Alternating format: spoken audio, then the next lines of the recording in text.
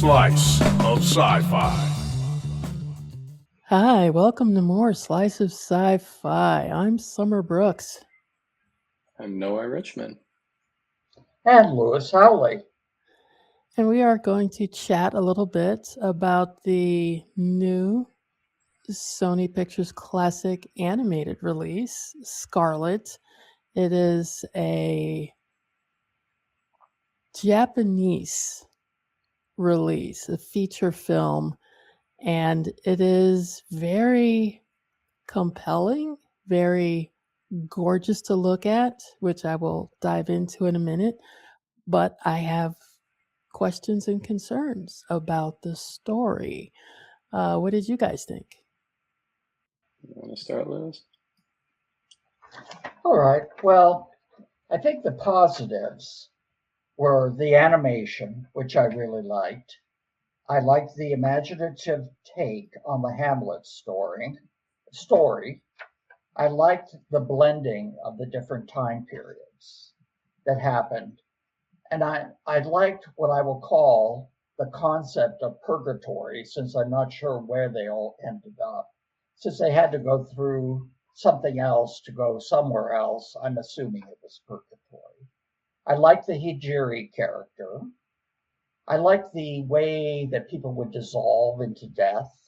I found that very intriguing. I liked the scenes set in Hijiri's time or another futuristic time. I liked the ending, which I won't spoil. But the negatives, I felt, were this is a typical hero's journey.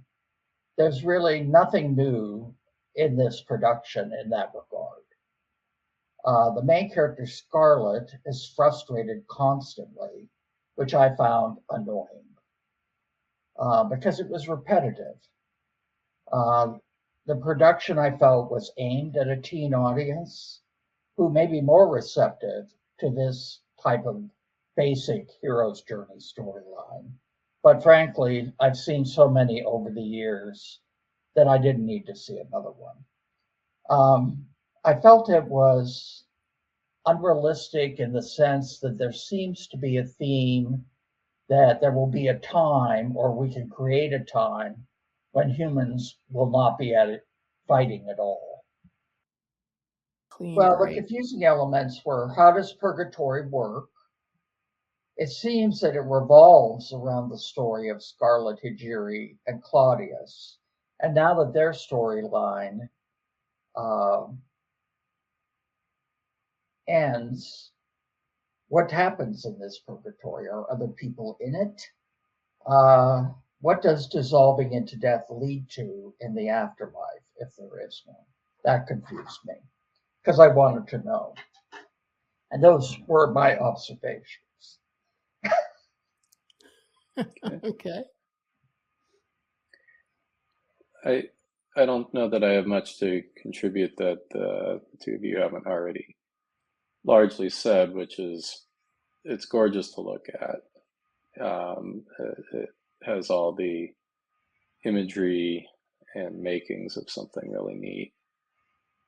But the whole thing of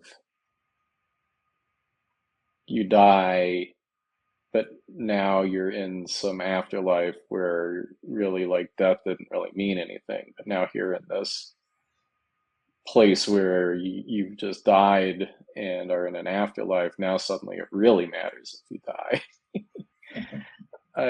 Yeah, that didn't work for me at all. I just found that very annoying.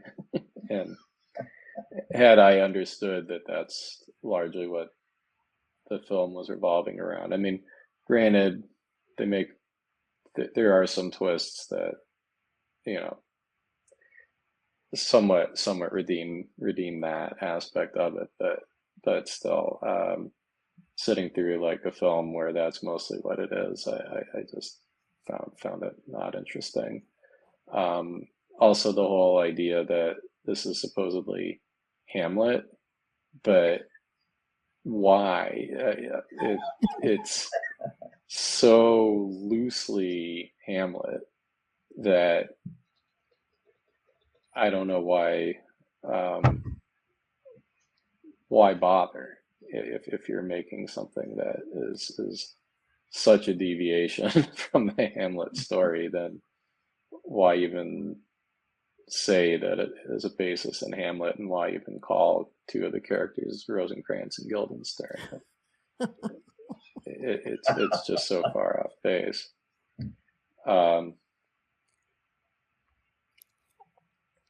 But it would be a great one to have on in the background when you're doing something else.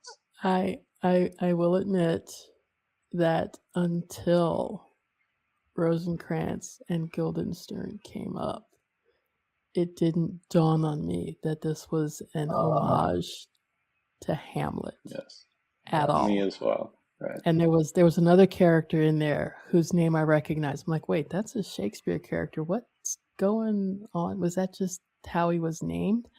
And then you've got the evil brother, Claudius, I Claudius, and then you've got Rosencrantz and Guildenstern. I'm like, wait, what? Huh?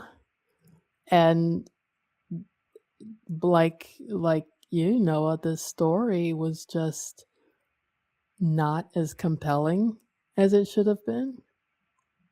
And that really disappointed me because the animation is gorgeous. It's Indeed. Absolutely lovely. It's luscious. It's rich. It's deep. And a lot of it actually reminded me of Nausicaa of the Valley of the Wind, which is a classic Miyazaki film from 40 years ago now. I actually went to go look it up. Technically, it's not a Studio Ghibli film because it came out the year before Studio Ghibli was officially incorporated. But it was, a Miyazaki masterpiece, which kind of started that whole ball rolling. But the story for me it fell into this weird, confusing realm after Scarlet, spoiler alert, dies and goes into purgatory herself. And not a big spoiler because it's like within the first 10 to 15 minutes. Yeah, it's sitting there, but just in case. But the first half hour or so, I'm going to say 20, 25 minutes, the story was weaving itself into a direction that it never actually went into later. It seemed to focus on her rage and what she wanted to do. And then was it Hijiri comes in and is completely oblivious. I'm like, oh great, we have a golden retriever boyfriend coming into the picture. Nice. Had no idea where that was going, but the story seemed to change focus from her trying to recover, basically get revenge on the destruction of her life and her family, and shifted into being, I'm going to live and plant the first seed into a world that will grow into being a world without violence. And I was like, what?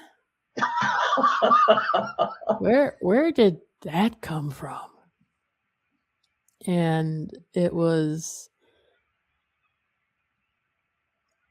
the whole subplot of the evil king also being in purgatory, but gathering all of the dead to him to help him break through into the heavenly part of the afterlife.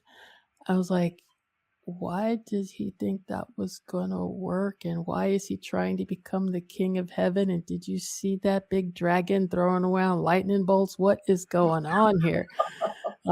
Like literally everybody who does something beyond the pale untoward gets zapped by the dragon. The dragon just appears and goes, "Bzz," dead. But randomly. Totally randomly. It's an awesome looking dragon. Its power to smite is unmatched, and it's gorgeous when it's doing it. But you're like, why is this happening?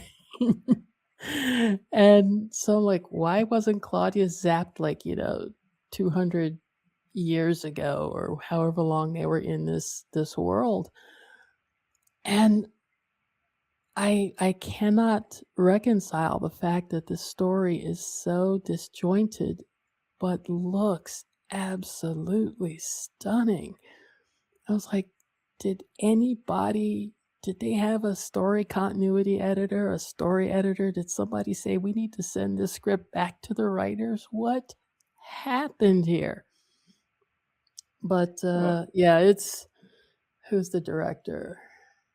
Mamoru Hosoda, and it's produced by Studio Chizu, which I've never heard of. I will admit it, but just the look of this picture, I would be interested to see what they come out with later. But this story felt like, like you said, I belatedly caught on that it was Hamlet. The whole time travel quasi love changes all hearts sort of story. I'm like, this reminds me of Fire Tripper, which was another anime from the 80s. Yeah, boy, I remember. With and it was the Rumik's World. Yeah, the Rumik World stories were amazing. I used to have them on Laserdisc. I would love to get them on like DVD or something, but the last time I checked, they were like $200 each. I'm like, not today. I found that I'm hoping that they don't continue to make, if they continue to make films, they're not all adaptations of Shakespeare plays, like a theme that they want to do. I will comment that the name, I thought, well, Scarlet, Hamlet, I thought she is scarred, so she is a scarred version of Hamlet.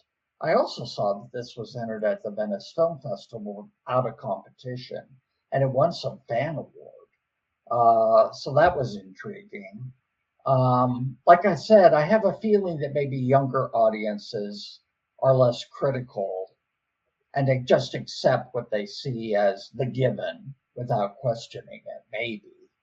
But I also thought that there were strange, like Christian tones to it, like her father being sacrificed and saying forgive, and then her whole thing is that she has to forgive people so that she can get on with her life and get out of this avenging cycle.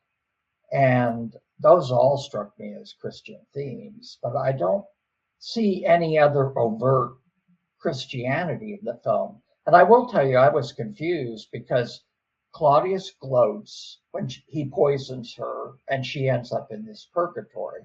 And then he's suddenly there. And so I had a sense that this purgatory had no timeline. He died later or something, and now he's there too. Mm-hmm. And so not just him, but everybody. Yes. And he was waiting for his wife. What? Yeah, and that angered me a little bit because she was the one who was manipulating the entire situation. She betrayed her husband to get with her husband's brother, which led to all the the murder and mayhem. And I'm like, well, wait a minute, why isn't mom here, or did she go straight to hell? What's going on? Because she started all this. If anything, it's like, sure, forgive the uncle but punish mom. What the hell? So I guess the things I would say, if you did want to make an argument in the film's favor, on the film's behalf, you could say, well, it does say that this is taking place in a world where life and death are intermixed, and it's not really a lineal timeline. It's not Hmm. meant to be approached as a lineal storyline. And I do find that's not entirely uncommon with Japanese, um, well, entertainment generally speaking. That it seems like I do see a fair amount of stuff coming out of Japan that's just, I Hmm. mean, you even mentioned Miyazaki. I mean, if you look at stuff like Spirited Mm. Away, Yeah, yeah, Oh, indeed. yeah. you No, know, I don't have a problem with the nonlinear storytelling. It's when each of your fragments of the different places where you went to tell the story don't come together cohesively. I mean, there has to be a reason for these fragments. Sure, jump around from different points of view, different timelines. I mean, at some point, they're in a dream world where uh, she's living a different life in Jerry's timeline, and this whole thing just jumps back and Yes. forth. I'm okay with that, but Yeah. when not all of the pieces come together to make sense, it's like, well, why did you do that to me? yeah, yeah, and that's the thing. For me, I'm just not a fan of that style of filmmaking, generally speaking. I'm somebody that really likes narrative. um, Well, and at the end of Hamlet, everyone is dead, basically. That's how it ends. And this is certainly not a direct takeoff on that, but I will say the nonlinear thing doesn't bother me necessarily, but it's too easy to have Deus Ex Machinas just pop out of nowhere and justify it because, this isn't a linear situation. And in some ways, I felt like the dragon was like that. He just appeared whenever, and sometimes he got people who deserved it, and other times it took him forever to do it. So what was the rationale? In any case, I'm going to say what I was going to say finally about this movie is that it should be watched without the sound on, and then you Huh. can enjoy its beauty. yeah, you're actually not the first person I've known to make that observation. Wow. That's kind of harsh. Funny, but harsh. Yes, Uh, it's pretty. Yeah, yeah. yeah. For me, the thing that is a little surprising, the person who both wrote and directed it, and you already said it, Summer. I know my pronunciation is going to be off, but Mamoru Hosoda, Hmm. um, is somebody that's done a number of fairly well-regarded films. The only one that I ever saw of his was Summer Wars. It was a while ago that I watched it, but I do remember thinking that it was pretty good. And yeah, this does seem to be on the lower end of the things that he's put out. I think a lot of the other things he's done have been more highly regarded. But also, this is one where um, it seems like something that should have been a very moving story, and instead I felt it was schmaltzy. I don't know if that was anybody else's take on it, but I get what you're saying. It was supposed to be more poignant than it right. turned out to be, and it turned out to be more uh, condescending platitudes, maybe. Just it was too preachy about the whole forgive thing and be better thing. I'm like, you can forgive and punish at the same time. I'm a Indeed. firm believer in that. It's possible. It's like, yeah, Well, I in many forgive you, ways, but that does Scarlet not. is. Yeah, it's like I forgive you, but that does not absolve you of the consequences of being a jackass. I would say that in a way, Scarlet to me was almost an unlikable protagonist, because we didn't really get to know her as a character and see her in depth. And suddenly she does suffer loss and grieves and wants to avenge, and that all makes sense, but that doesn't make her interesting or sympathetic. Unless you're caught up in the same kind of revenge, like, oh yes, she must have revenge, and I don't buy into that. And the thing with me was the one thing that was never pointed out is, why did her quest for revenge carry her beyond death? Why did that go beyond death? Why? What was so important for that?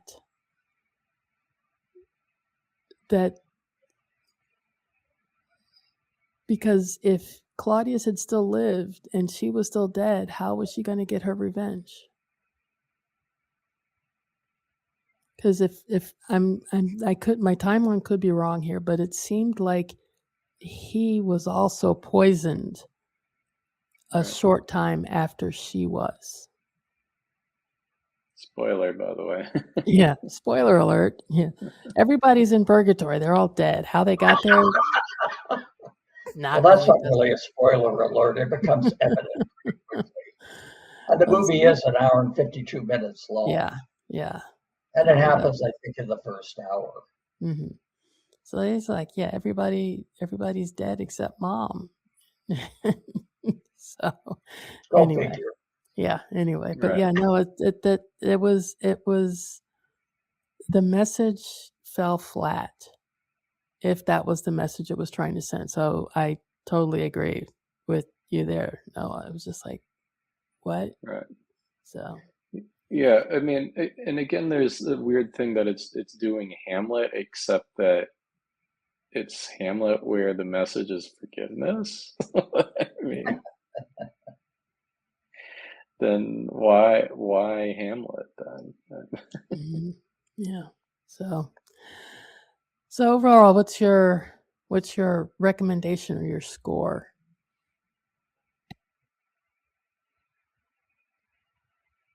That's tough, because there are a lot of positives. But I don't feel like it deserves, if I went at the halfway point, it would be 2.5. And I don't think it's any worse than that. So I probably would give it a 2.5. Yeah, that's exactly the number I was going to give to you. Yeah. It's see in my scale of 1 to 5, I think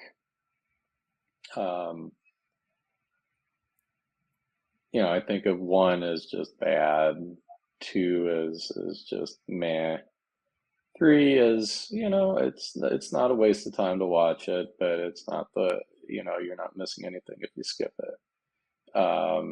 4 is good and 5 is excellent. Mm-hmm. So based on that, it's like it's just short of it's good to watch it, but if you miss it, you're not missing anything. It's just short of that. It's actually bad enough that I'm like, maybe watch something else. But there are so many elements that are there that almost work, that it's like, well, if you have to sit through it, there's worse things you could sit through too.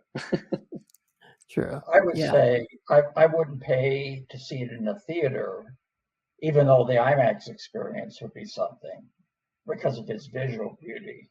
But I would say to wait for it to go on streaming.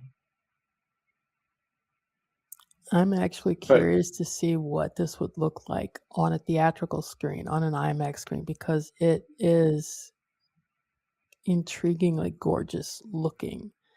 Yeah. So it's like for visuals, I give it a 3.5. For story, I give it like a 2.5. So Sounds fair. I would be hard pressed to give it a 3. I couldn't give it a 3, but I still think 2.5 might be slightly lower than it deserves. So 2.75. 2.75, yeah. Put it right in there. 2.9. But yeah, so it's And would our reviews be different if we saw it in IMAX? That's a good question. I don't know. Right. It is possible to be visually overwhelmed toward the positive by a film and then see it later and go, wait, this is not as impressive as I remember. Been there, done that. But yeah, Scarlet will be in IMAX theaters on February 6th. It will be in wider regular theatrical release on February 13th from Sony Pictures Classics. If you are inclined to go see it in the theater, I don't think you will hate it, but you're not going to love it like you would a Nausicaa or an Akira. So at least that's my point of view. I mean, it did pretty well at festivals, so a lot more people liked it. I don't know. Obviously, none of us three did that. So. Yeah, we didn't put it on that top tier, but it looks luscious enough that I would keep my eye out for his next project. I would be very, very. I am currently interested in seeing what he does next because this was visually impressive. Yeah, well, certainly my reaction is it makes me want to, I kind of want to go backwards and see the other ones that I missed. I remember liking Summer Wars, and he did a number of previous ones that have been well regarded, particularly one called Wolf Children is a highly regarded film. Boy and the Beast is also supposed to be quite good. Have to go find out where those are. Maybe give them a shot. But Noah Lewis, thank you. All right, thanks, Summer. Thank you.